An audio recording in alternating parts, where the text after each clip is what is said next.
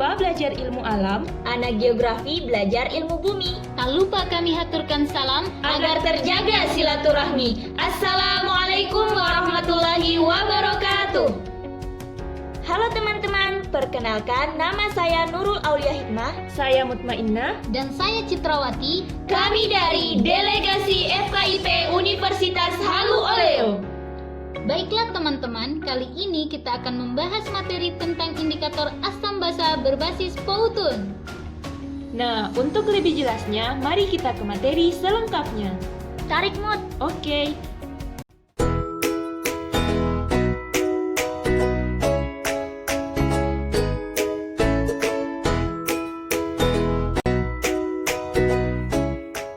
Semangat pagi adik-adik, kali ini kita akan membahas materi tentang indikator asam basa. Sebelumnya, apa yang terlintas di pikiran adik-adik ketika mendengar kata asam dan basa? Nah, larutan asam dan basa merupakan larutan elektrolit yang penting dan banyak digunakan dalam reaksi kimia. Ada 3 ilmuwan yang mengemukakan teori asam basa.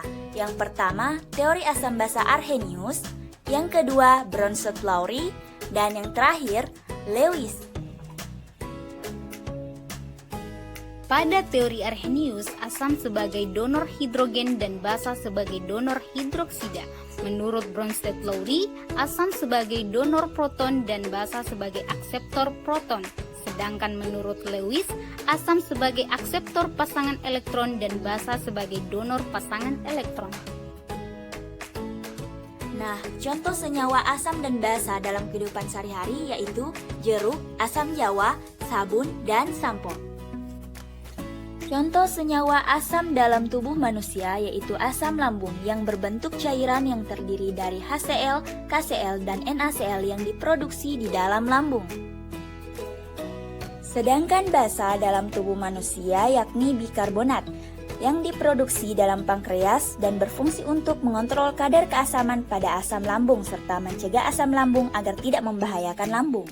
Virus juga merupakan salah satu contoh senyawa asam yang bersifat parasit. Secara umum, virus tersusun atas asam nukleat, protein, dan lipid. Nah, cara mudah untuk mencegah infeksi virus adalah dengan rajin mencuci tangan menggunakan sabun. Untuk mengetahui sifat suatu larutan, kita dapat menggunakan indikator asam basa. Indikator ini akan memberikan warna berbeda pada larutan asam dan basa. Selain itu, derajat keasaman atau pH juga dapat digunakan untuk menyatakan tingkat keasaman atau kebasaan suatu larutan. Indikator asam basa terbagi atas 2, yaitu indikator alami dan indikator buatan. Berikut contoh dari indikator alami. Sedangkan contoh indikator buatan adalah sebagai berikut.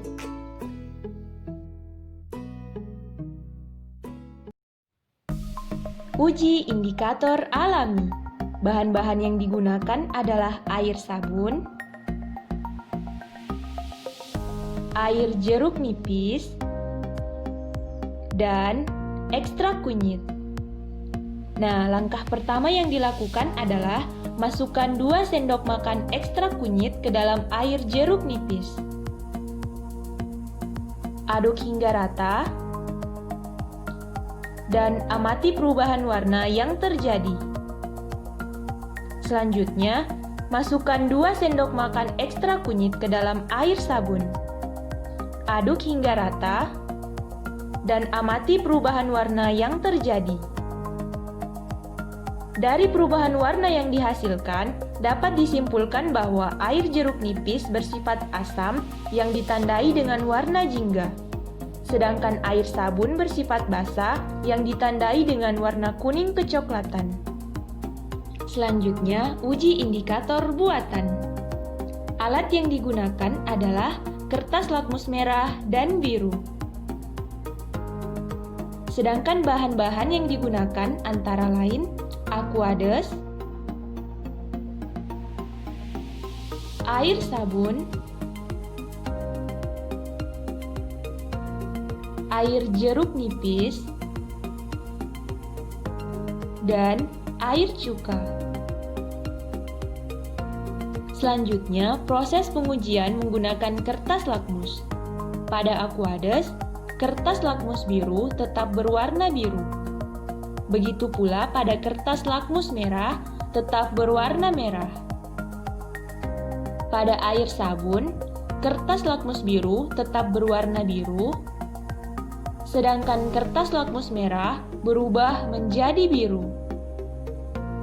Pada air jeruk nipis, kertas lakmus biru berubah menjadi merah, dan kertas lakmus merah tetap berwarna merah. Dan pada air cuka, kertas lakmus biru berubah menjadi merah, sedangkan kertas lakmus merah tetap berwarna merah.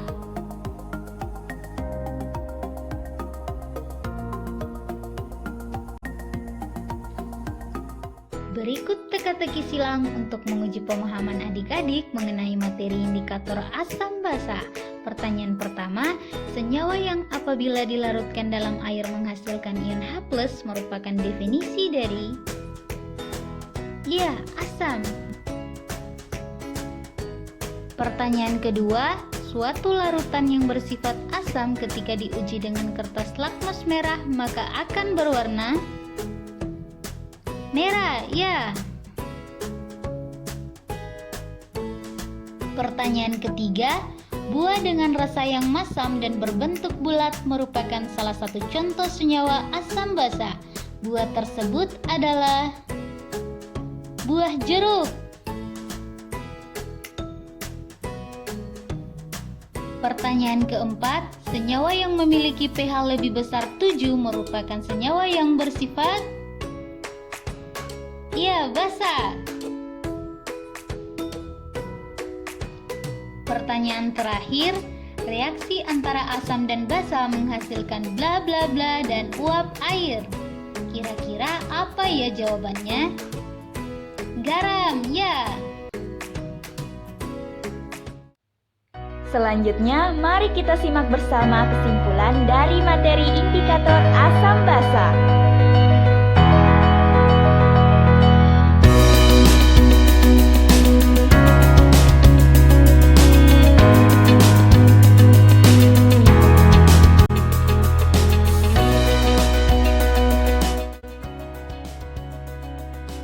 Nah, itulah tadi materi tentang indikator asam basa. Semoga media pembelajaran kali ini dapat menambah pemahaman dan juga minat belajar teman-teman sekalian tentang materi indikator asam basa. Jalan-jalan ke Surabaya. Jangan lupa membeli kertas krep. Di pelajaran kimia ada materi indikator asam basa. Jangan lupa like, share, Komen, dan subscribe. Wabillahi taufiq wal hidayah. Wassalamualaikum